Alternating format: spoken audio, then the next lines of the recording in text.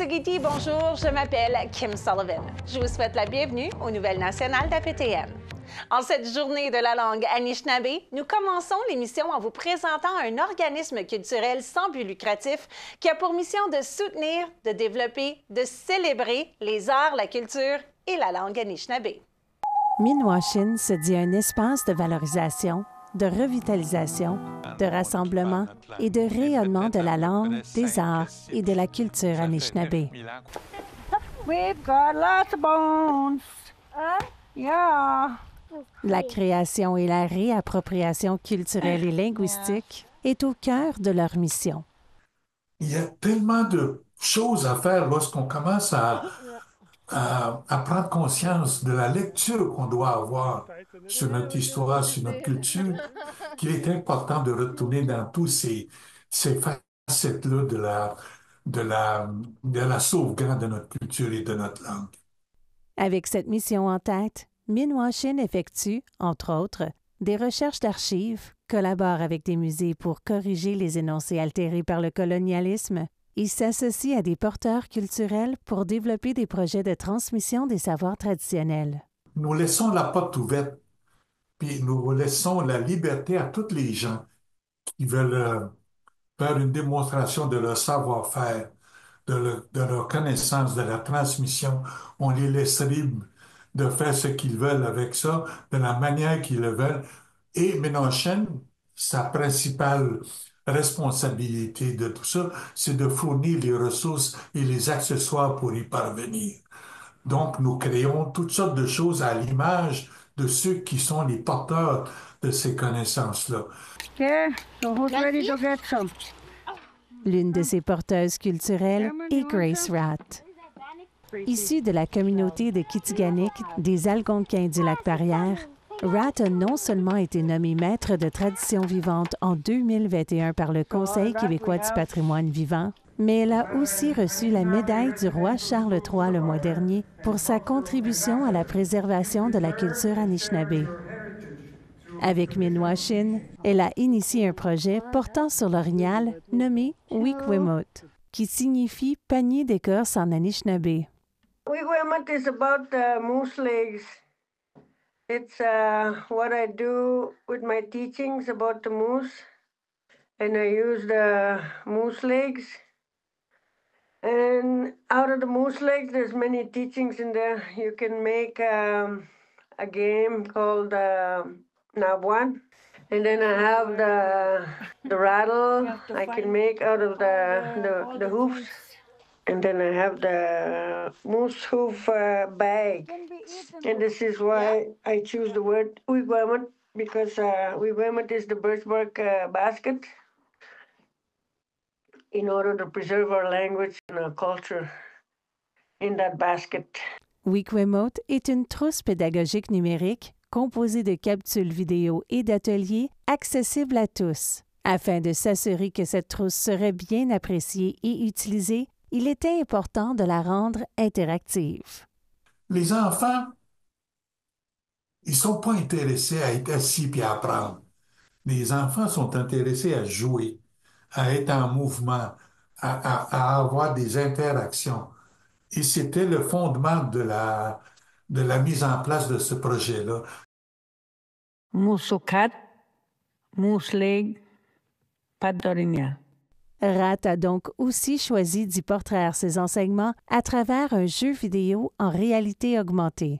My grandkids, they were playing their video game and they didn't want to listen. You know, they don't look up when they play their video game. So one day you're going to see me in your video games. That way you're going to listen to me and hear me what I'm going to say, I told them.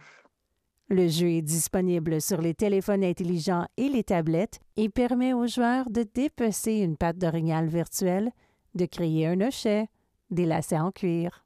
À partir de là, on peut expliquer à un moment donné l'origine de nos vêtements, l'origine de notre habitation, l'origine de ce qui est nécessaire lorsque les animaux contribuent à rendre notre vie meilleure, à rendre une qualité de vie extraordinaire. Et est-ce que les petits enfants de Grace Rat l'ont finalement écouté? Yes. Yes, that's what they did. They listened. They were surprised to hear me on the video game. Pour Minwashin, utiliser la technologie afin de transmettre les savoirs, c'est mission accomplie. C'est le fun de retrouver cette joie-là qu'ils ont à regarder et à écouter.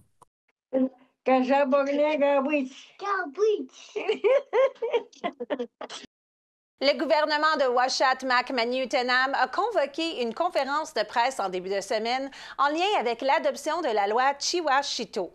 Le chef Mike McKenzie présidait l'adoption officielle de cette loi qui permettra une reprise d'autonomie entière et historique en matière des services à l'enfance et à la famille pour sa communauté. Il a ouvert son discours en disant que cette loi porte en elle les valeurs de leurs ancêtres et les rêves de leurs enfants.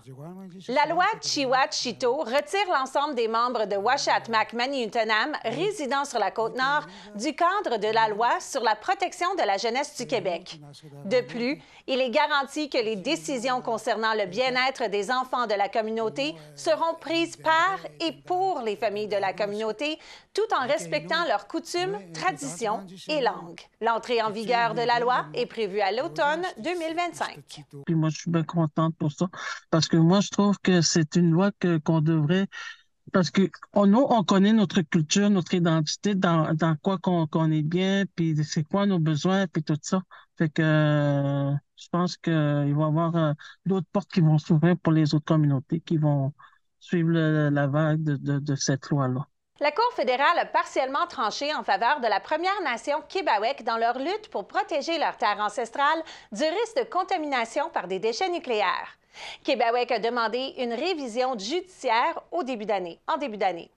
Peu après, un organisme fédéral de réglementation a approuvé la construction d'une installation de gestion des déchets radioactifs de faible niveau près de la rivière des Outaouais.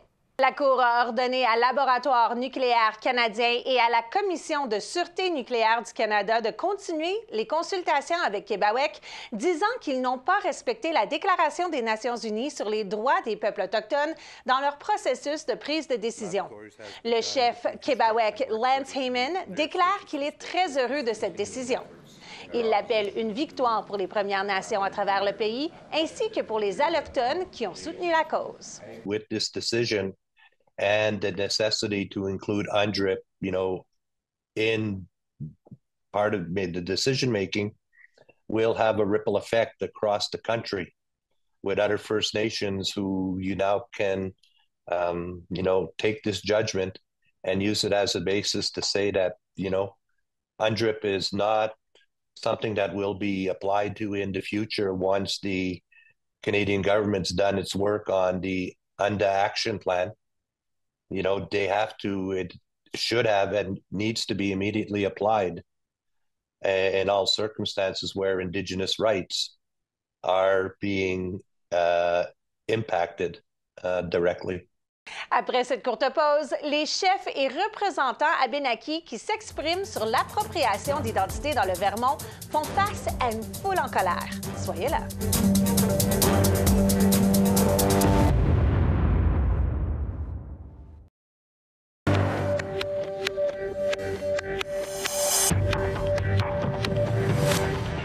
Bienvenue. Les représentants des nations Abénakis, d'Odanak et de Wolinak ont participé à une discussion tendue sur l'identité Abénakis au siège de l'État du Vermont mercredi qui a dégénéré en un débat animé. Les représentants Abénakis s'opposent à la reconnaissance par le Vermont de 4 groupes qui se réclament de l'héritage Abénaki. Les dirigeants d'Odanak et de Wolinak affirment que ces 4 groupes n'ont pratiquement aucune ascendance autochtone. Des membres du Conseil Abénaki ont pris la parole lors d'un événement intitulé « Et si nous nous trompions ?» organisé par Troy Hedrick, représentant de l'État du Vermont. Les membres des 4 groupes du Vermont qui s'identifient aux Abénakis ont rejeté avec colère les arguments des dirigeants d'Odanak et de Wolinak. Ces critiques locaux ont parfois crié sur les représentants Abénakis, les accusant d'arrogance et d'erreurs historiques. La délégation Abénaki comprenait également Daryl Leroux, professeur à l'Université d'Ottawa et expert en matière d'usurpation d'identité autochtone, qui a présenté un exposé sur la généalogie des Abénakis. to keep your eye on the issue here. The issue is that the individuals in these groups do not have Abenaki ancestry. They have great stories. Who determines that? Say, because I've actually... Who determines that? Not up to you to say that. Actually did that? the genealogies of every single family that they claim in their own documentation. That's not true. And there's no Abenaki ancestors. That's it. That's the story. You had a flawed process that recognized people who have no Abenaki ancestry, and now you have individuals who are upset because of that, because there's a possibility that that truth will come out. But that was never part of the process. Le Comité consultatif national sur les enfants disparus dans les pensionnats et les sépultures non marquées déclare que le gouvernement fédéral a cessé de les financer. Au cours des 3 dernières années, le comité a identifié, localisé et commémoré les enfants autochtones disparus qui ont été forcés de fréquenter les pensionnats canadiens. L'accord de financement se termine le 31 mars et la demande de poursuite du financement de la Commission a été rejetée. Dans une déclaration, la Commission demande instamment au gouvernement fédéral de reconsidérer sa position. Dirigé par des survivants des pensionnats, le comité a réuni des experts en médecine légale, en santé, en archéologie, en archives et en services de police. Ils ont fourni des conseils, des orientations et un soutien aux communautés des Premières Nations, des Inuits et des Métis dans leur recherche d'enfants disparus. Ces dernières années, des groupes travaillant dans différentes régions du Canada ont localisé de nombreux lieux de sépulture anonymes liés au système des pensionnats indiens. Un juge de la Cour suprême de la Colombie-Britannique a déclaré que la GRC avait fait ce qu'il a appelé des remarques grossièrement offensantes, racistes et déshumanisantes au sujet des femmes autochtones qui avaient été arrêtées lors du blocage du gazoduc Coastal GasLink en Colombie-Britannique en 2021. Le tribunal a également reconnu que ces propos s'inscrivaient dans le cadre du racisme systémique à l'égard des femmes autochtones dans le système judiciaire. Des enregistrements audio montrent la GRC en train de rire et de comparer les femmes à des créatures surnaturelles maléfiques tirées du Seigneur des Agneaux. La GRC s'est également moquée des empreintes de mains rouges peintes sur le visage des femmes, symbole de femmes et filles autochtones disparues et assassinées. Le juge Michael Taman a déclaré que les commentaires racistes de la GRC violaient les droits garantis par la charte du Wing Chief Sleido, de Shaylin Sampson et de Corey Jacko. Il a également déclaré que la GRC avait pénétré illégalement dans des structures sans mandat en utilisant des tronçonneuses et qu'elle avait mis en évidence des problèmes systémiques au sein de l'unité de la GRC chargée de l'application de la législation sur les pipelines. Le juge Taman déclare que les conclusions de la GRC ne justifient toujours pas l'arrêt des poursuites à l'encontre des défenseurs de la Terre, mais qu'ils bénéficieront désormais des peines réduites pour outrage criminel. Un rassemblement national de guérison pour les survivants de la stérilisation forcée aura lieu dans 2 semaines à Gatineau. Organisé par le Cercle des survivants pour la justice reproductive, le rassemblement se tiendra entre le 7 et 9 mars à l'Hôtel du Lac-Lémy. Le Cercle des survivants est un organisme national à but non lucratif en support aux Autochtones qui ont subi des violences reproductives et obstétricales, y compris la stérilisation forcée ou sous contrainte. Il est de plus en plus reconnu que cette pratique s'est poursuivie longtemps après l'époque eugénique, jusqu'à ces dernières années. Ce rassemblement national soutiendra la guérison individuelle et communautaire avec des discussions. Le rassemblement national qui va avoir lieu à Gatineau est beaucoup axé sur la guérison des femmes qui ont subi cette violence-là obstétricale. Alors, on va avoir des personnes qui sont des guérisseurs autochtones. On va avoir des aînés. On va avoir des gens des professionnels aussi de santé qui vont venir et vont donner leur appui à les survivantes.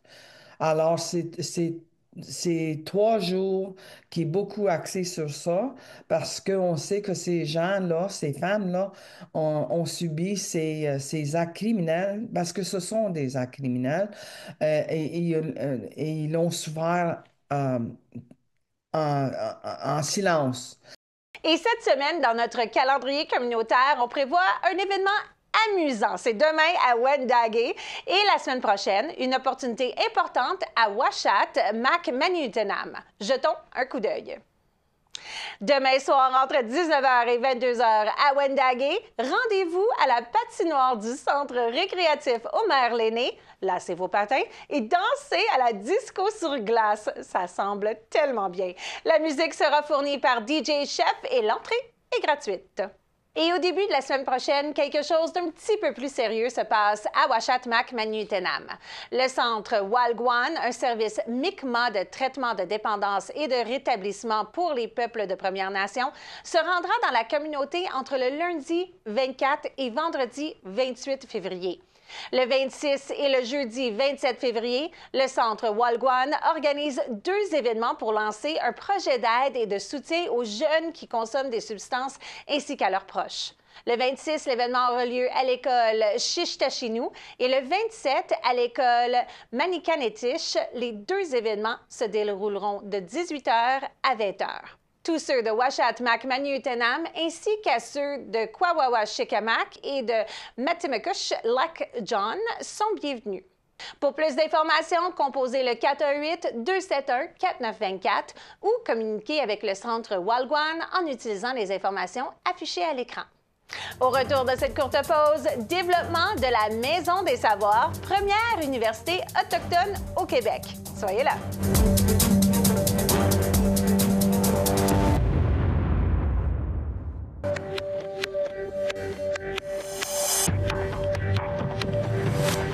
Bienvenue. C'est un rêve qui finalement prend forme. Une première université autochtone verra bientôt le jour. Le Conseil en éducation des premiers peuples a annoncé la semaine dernière un partenariat avec les universités québécoises qui permettra enfin la création d'une université autochtone, la première de son genre.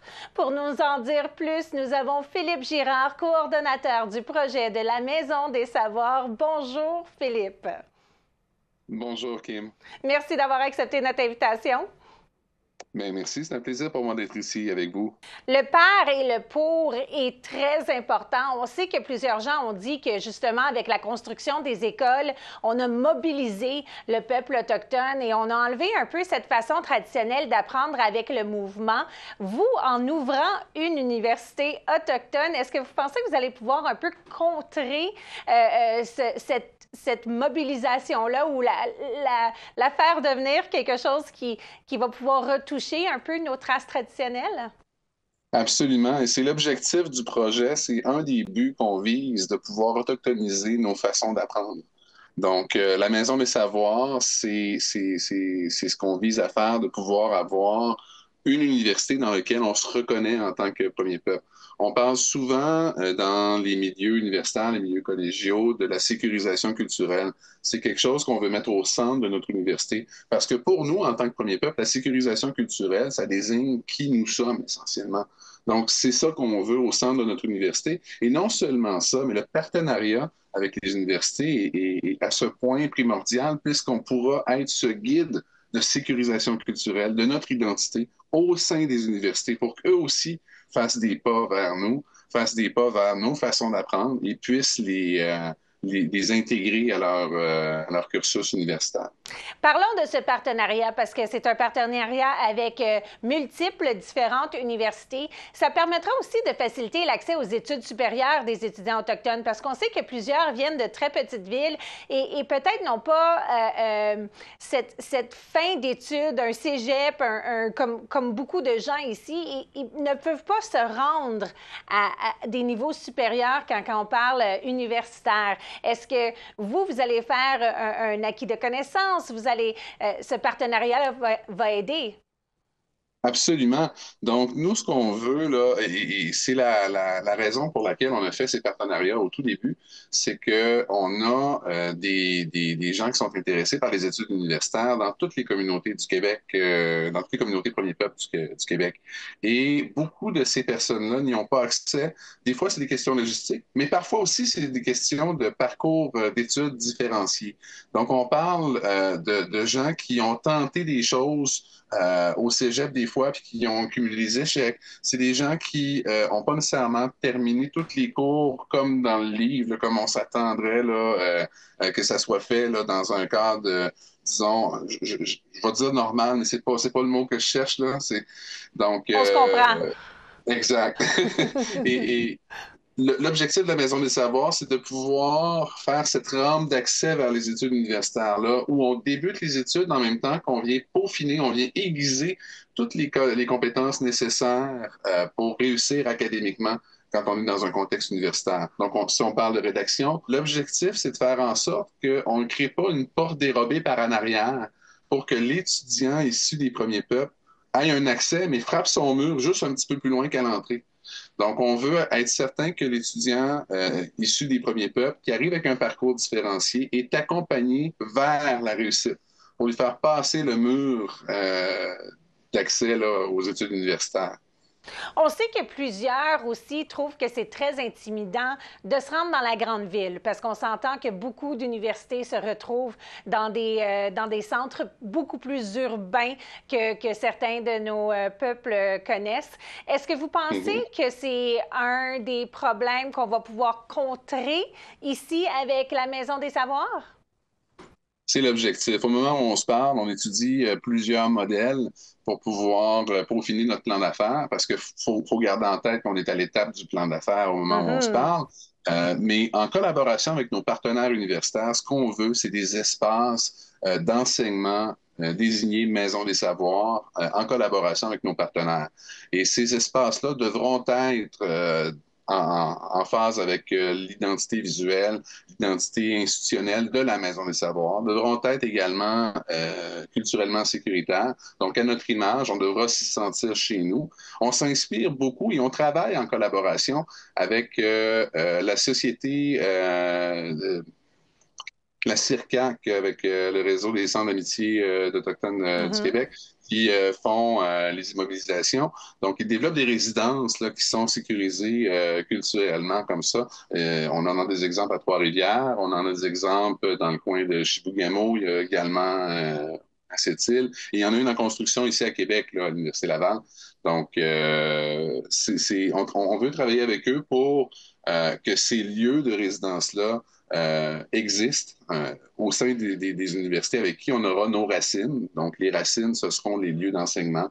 Et c'est là qu'on va pouvoir s'y reconnaître. Là. Donc, on va pouvoir s'y sentir chez nous. C'est extrêmement excitant. Nous avons bien sûr très hâte de voir la première cohorte. On s'attend à ce que ça soit quand? Je ne peux pas me prononcer sur une date parce qu'en ce moment, on s'affaire à développer notre plan d'affaires, à faire ces choix difficiles de toutes ces bonnes idées qu'on a pour pouvoir planifier nos phases, phase 1, phase 2, phase 3 et subséquentes. Alors, le plan d'affaires, lui, sera déposé en janvier 2027 et par la suite, on développera le plan là, de mise en œuvre pour les phases. Bon, bien, j'ai bien hâte de vous parler encore dans une couple d'années pour savoir comment ça avance. Félicitations pour la première grosse étape et pour la première université autochtone qui s'en vient ici chez nous. Merci beaucoup. Ceci conclut les nouvelles nationales de ce soir. Merci d'avoir été des nôtres. On se reparle la semaine prochaine. La Courmique.